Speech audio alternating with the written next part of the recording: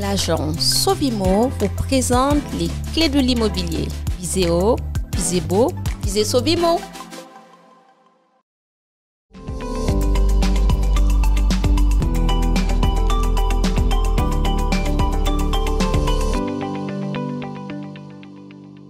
Bonjour à tous, j'espère que vous allez bien. Aujourd'hui, dans notre émission Les clés de l'immobilier, je reçois à nouveau Tiffany. Bonjour Tiffany. Bonjour Vassia.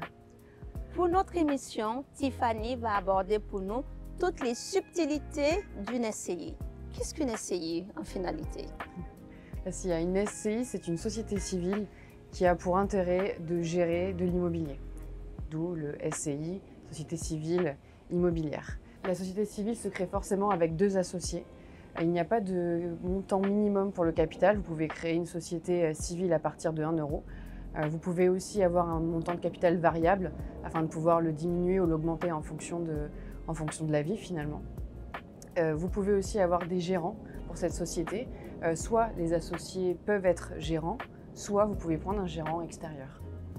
Génial.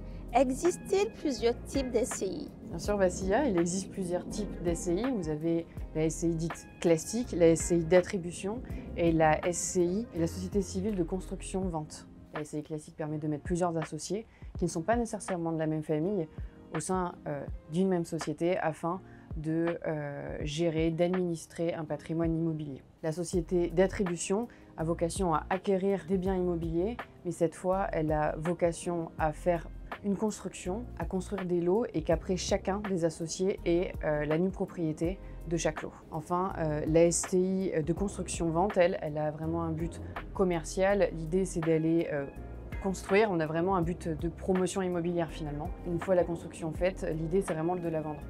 Le but réellement de cette SCI, de cette société va être de créer une plus-value.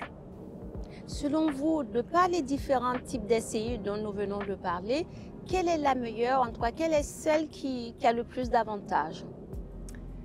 En fait, chaque SCI est propre à chaque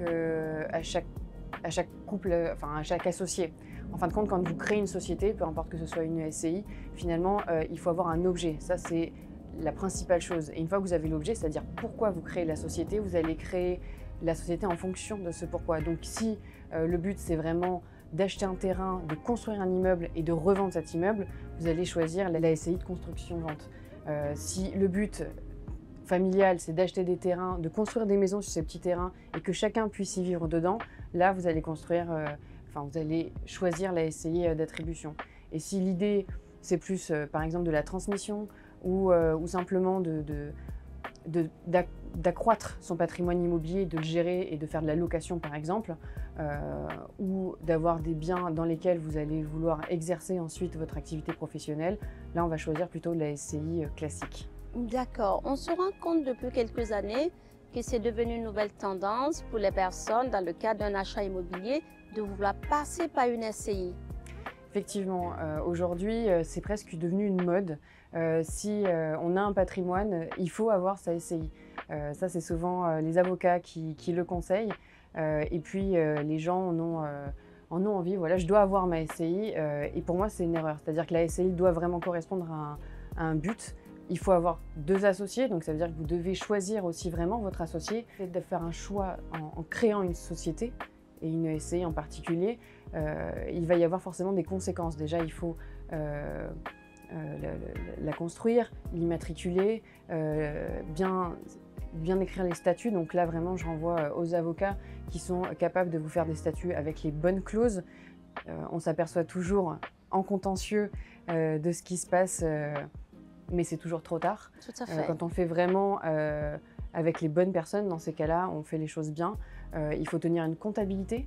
Alors là, pour le coup, que ce soit des SCI, vous avez plusieurs types de fiscalité, mais une SCI à l'impôt sur le revenu ou à l'impôt sur les sociétés, là, dans ces cas-là, il faudra vous entourer d'un bon comptable ou d'un expert comptable pour bien faire les choses.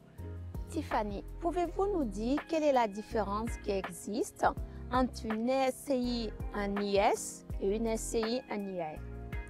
Oui, la SCI à l'IR, c'est-à-dire qu'elle est imposée à l'impôt sur le revenu. On va dire qu'elle est dite transparentes, c'est-à-dire que si la société fait des bénéfices, ils seront imposés entre les mains des associés en fonction de leur rapport au capital. Plus un associé a de capital, plus il va prendre sa part sur les bénéfices. Évidemment, ça c'est modifiable par les statuts. La SCI a l'IS quant à elle. C'est une société où on peut plus facilement gérer finalement les revenus. Pour pouvoir générer du bénéfice, à vous de choisir si vous décidez de le reprendre, si vous décidez de le mettre en réserve ou de le réinvestir. Oui. Ça c'est possible aussi. Vous avez vraiment une fiscalité, une société à l'IS a une fiscalité que l'on appelle différée. Et ensuite, la fiscalité entre l'IR et l'IS diffère au moment de la vente également. Sur la vente, on va aller chercher directement, encore une fois, les associés. Vous faites une vente, les bénéfices de la vente vous reviennent. À l'IR, encore une fois, et même fiscalement, c'est très différent. On va aller chercher la part de chaque associé, puis on va aller calculer la plus-value et l'impôt se fera au niveau de la société, c'est-à-dire que vous avez 15%, puis 25% en fonction évidemment des montants. Et après, on va appliquer la base de la plus-value. L'idée, c'est que vous avez vraiment la main dessus, contrairement à une société à l'IR où pour le coup, c'est soit vous créez du déficit et dans ces cas-là, pourquoi pas, puisque c'est rapportable aux impôts, mais vous n'avez pas le choix du moment où vous le rapportez, c'est tout de suite. Soit vous choisissez une société à l'IS et là, dans ces cas-là, vous pouvez effectivement vous créer du déficit que vous pouvez rapporter sur les 10 prochaines années. Ou si vous créez des bénéfices, évidemment, vous n'êtes pas obligé de les remonter à votre niveau personnel. D'accord. Pour une personne qui se demande ou qui s'interroge à voir sa SCI, parce que c'est la nouvelle mode en ce moment, de par votre expertise, votre accompagnement en tant que gestionnaire de patrimoine, vous allez d'abord demander à la personne quelles sont ses réelles intentions et lui conseiller ensuite une SCI à l'IR ou une SCI à l'IS, c'est ça? Exactement. D'accord. Je vais vraiment m'enquérir de savoir pourquoi elle veut le créer, avec qui, quelles sont les clauses qu'il va falloir ajouter. Est-ce que c'est une personne de la même famille? Est-ce que cette personne est mariée? Est-ce qu'elle va se marier? Enfin, il y a tout un tas de choses qu'il faut vraiment prendre en compte. Et pour le choix de la fiscalité, certaines SCI sont forcément à l'IS. Elles sont principalement à l'IR, mais certaines sont à l'IS dès qu'en fait il y a un but commercial. Donc tout ce qui va être achat-revente, tout ce qui va être location meublée, tout ce qui va être location dans le cadre de l'entreprise. Tout ça est forcément imposé à l'IS. L'IS a un autre avantage aussi par rapport à l'IR, ça va être d'aller protéger les associés. Si vous avez des associés qui sont en déficit par exemple, ils vont pouvoir aller chercher les biens dans la société. En revanche, à l'IS, vous êtes vraiment protégé, c'est-à-dire que les créanciers de la structure de la SCI vont s'adresser aux associés d'abord, avant d'aller chercher plus loin. Et à l'inverse, les créanciers des associés vont d'abord aller chercher les associés avant d'aller chercher les biens dans la SCI. Donc ça, c'est très important. Tout à fait, oui. C'était d'autant plus important qu'à l'époque, avant la loi Macron, la déclaration d'insaisissabilité d'un bien de votre résidence principale était une formalité déclarative. Il fallait déclarer auprès d'un notaire pour protéger son habitation. Aujourd'hui, c'est moins vrai. C'est-à-dire que tous les biens que vous avez achetés après la loi Macron sont d'office insaisissables, sauf si vous choisissez vous-même de les rendre saisissables, c'est-à-dire si vous les hypothéquez, si vous les nantissez, par exemple. Pouvez-vous dire à toutes les personnes qui nous regardent à quel moment est sortie cette loi Macron pour que les gens puissent voir au niveau de la SCI s'ils ont fait la démarche en ce qui concerne le logement? Alors, cette loi est sortie en 2019. On a souvent pu voir que certains propriétaires qui ont une SCI veulent faire de la location saisonnière. Quelles sont les informations qu'ils doivent prendre en compte pour voir si les statuts de la SCI qu'ils ont créés le permettent ou pas? Alors, c'est vrai que particulièrement chez nous sur la Côte d'Azur, on a beaucoup de biens qui se prêtent à la location saisonnière. Là, dans ce cas, évidemment, il faut bien construire ces statuts et ce sera une société à l'impôt sur les sociétés.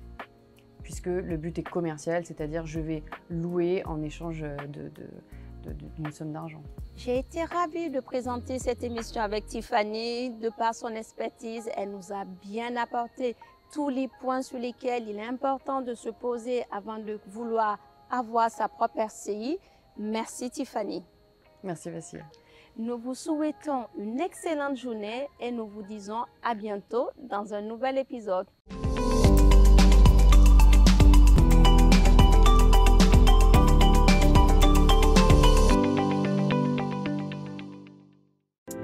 L'agence Sovimo vous présente les clés de l'immobilier.